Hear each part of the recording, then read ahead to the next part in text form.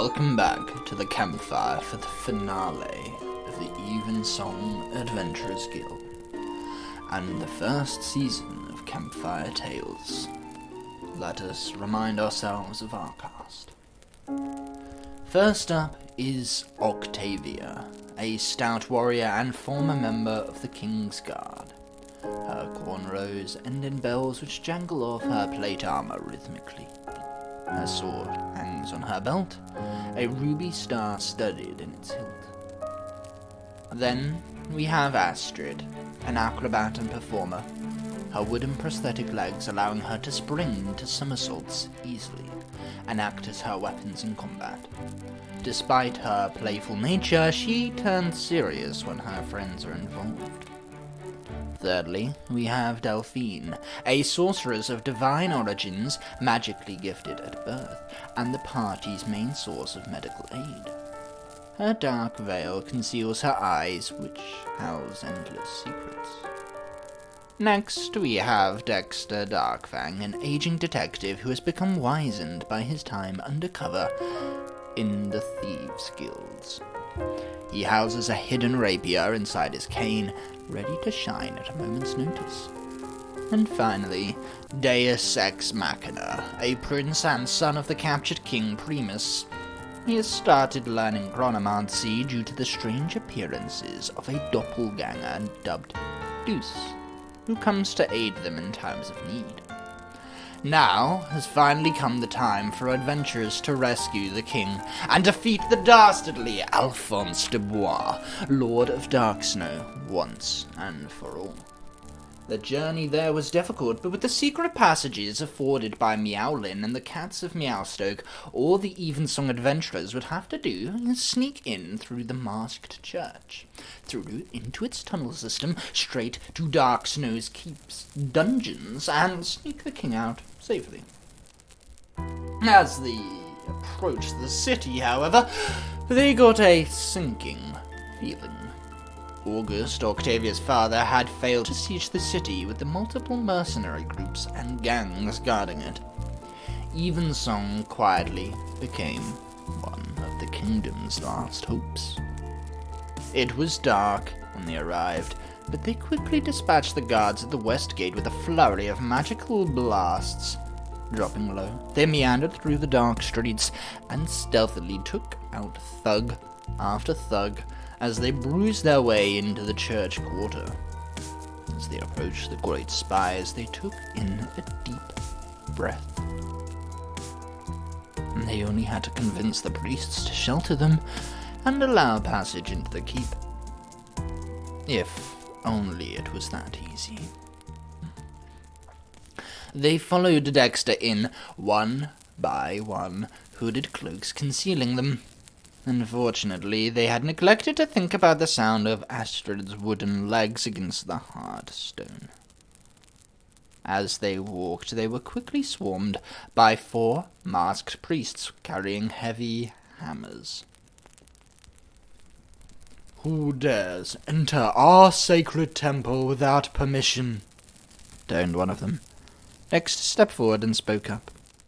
"We only seek to shelter here, and passage, if you will allow us." "We do not. We guard the way from strangers, and would be thieves or assassins," a second priest responded. Dexter replied, "I assure you that we are none of these things." "If that is the case, then leave, and we will forgive your trespasses," a third mentioned. Dexter turned to the others, then back to the priests. "I'm afraid we cannot comply. Our mission is of utmost importance." "Then choose your god and pray, for you are about to meet them," came the eerie response, as they raised their hammers in unison, ready for combat. Astrid stepped back nervously as steel was drawn, and as the first hammer blow descended, it clattered down on Octavia's duct-taped shield. Deus was quick to react, sending electricity down the length of his longsword, charging it before striking a nearby priest. The electric volts passed through the sword and into them, knocking them back flying. Delphine used the opportunity to blast the dazed priest with some magical dart, knocking them unconscious. The next priest charged, hammer flailing as it crashed through Octavia's open flank, crunching her armor. She was only saved by Dexter's timely intervention, kicking out the monk's knees as he tried to hammer it further, sending them flailing to the ground. Then he thrust his rapier through their tendons, ending his resistance. Astrid finally acted, somersaulting over the melee and spraying a burst of petals in the eyes of the last monk. They struggled to take them out of their eyes before a combo of Deus and Delphine took them out of the fight. By this time, Octavia had barely bested her original opponent and knocked them cold with a shield bash. It was then a small figure chose to approach from the darkness, masked and hooded.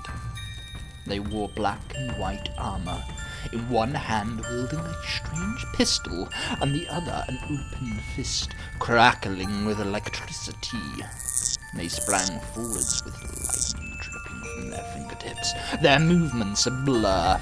A fist connected with Delphine's face, sending thousands of volts into her, setting her to the floor in agony.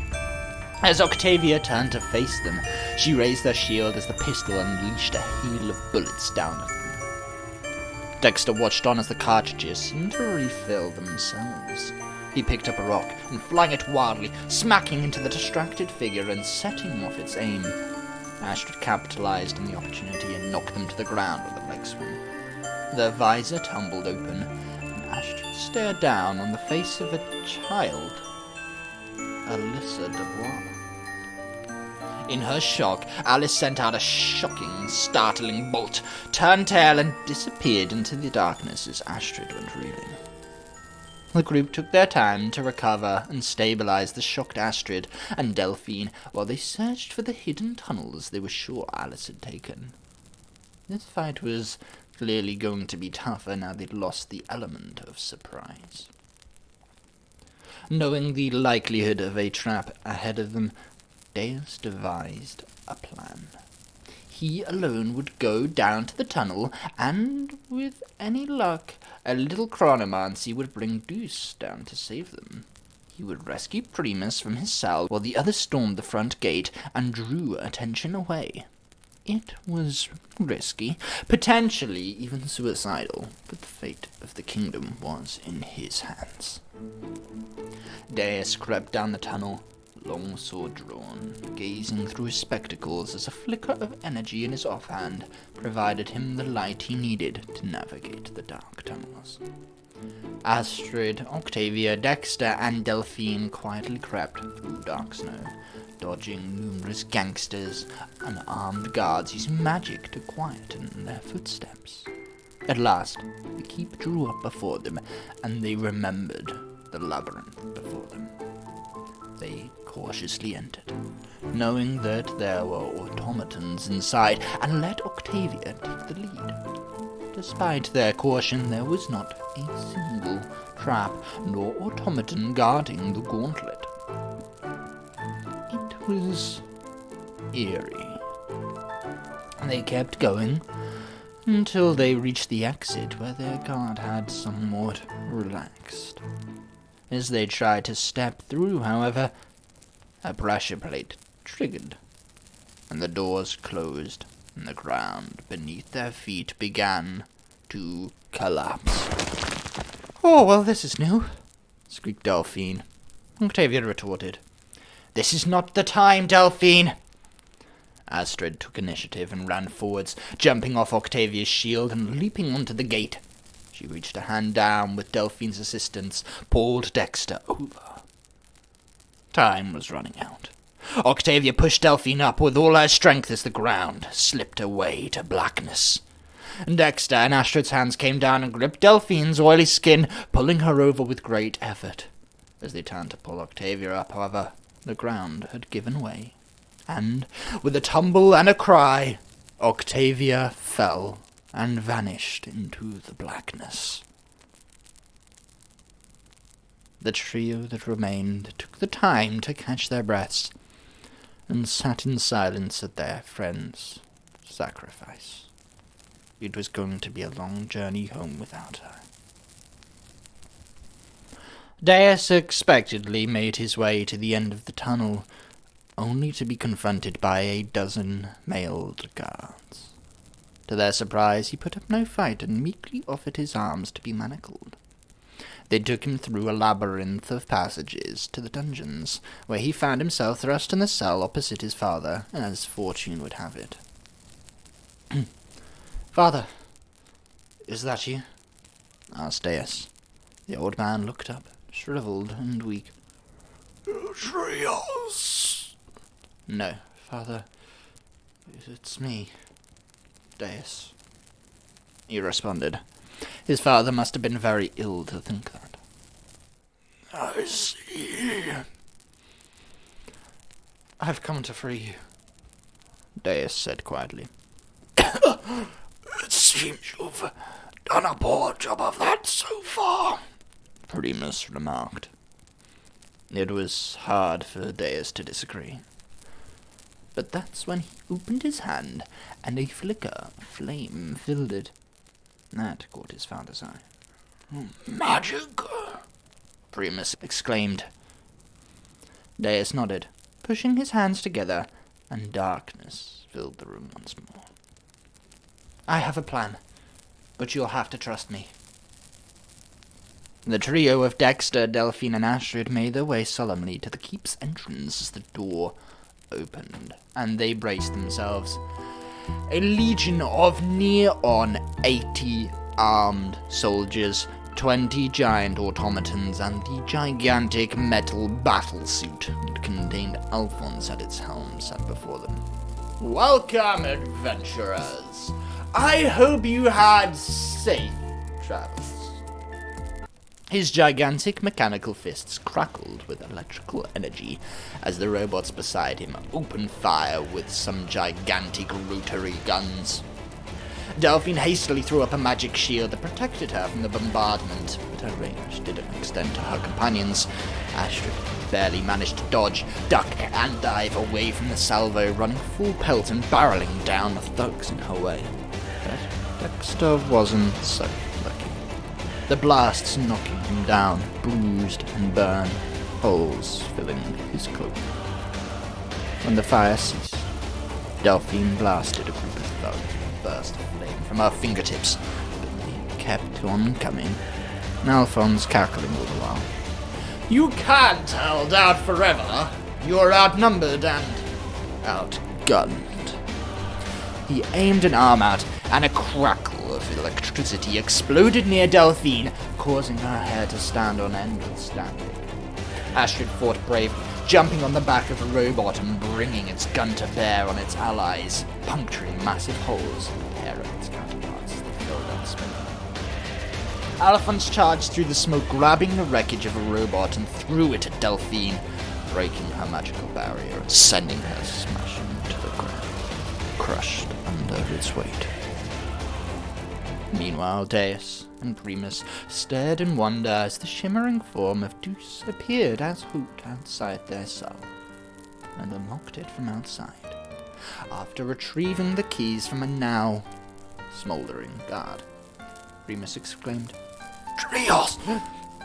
Is that you? Come back to save us?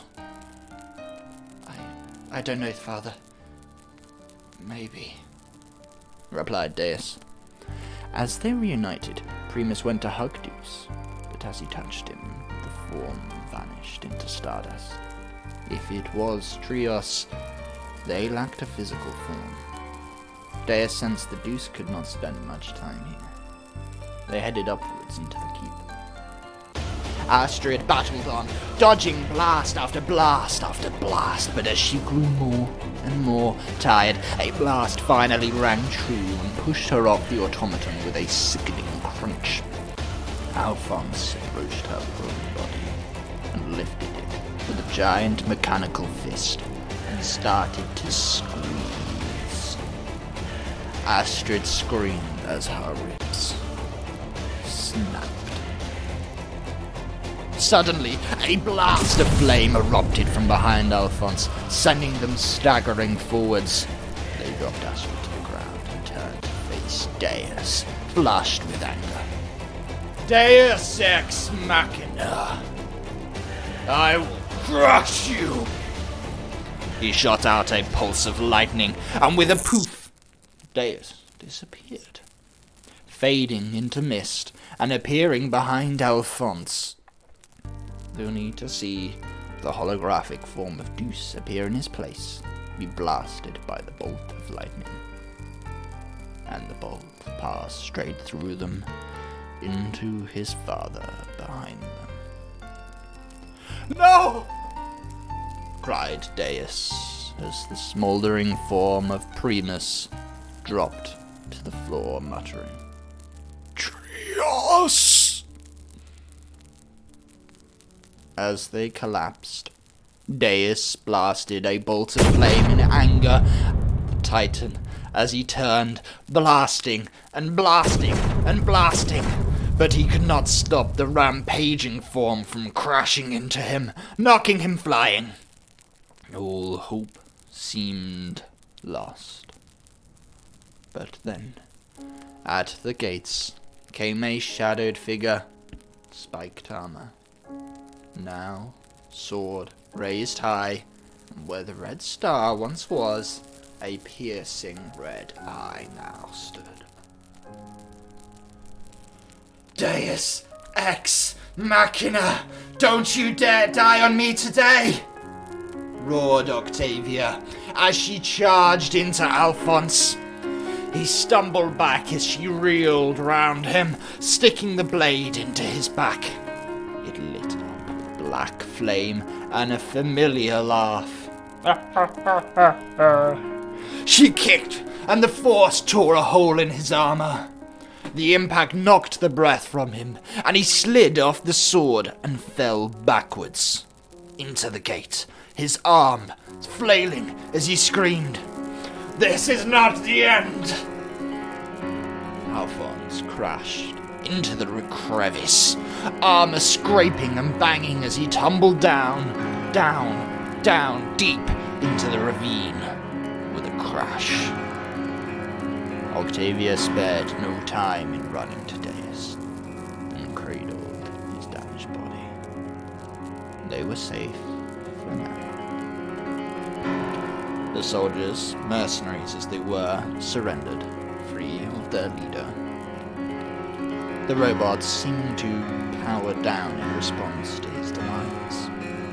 The day was won, but not without cost. It seems that the king had perished. A mysterious armored figure left the scene with a tiny owl, seeking to plot revenge on the ones who killed their father, falling deeper into the darkness that would consume her identity. Broken, bruised, and torn, the adventurers gathered for the funeral of Primus ex machina and watched as their friend Deus was crowned king of the realm, his loyal protector Octavia de Champion by his side, and a sword pulled from a stone in his hand.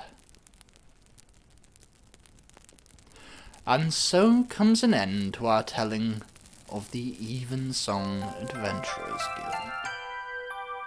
I hope you enjoyed listening, and perhaps someday I may have another story for you to hear at the campfire. Good night.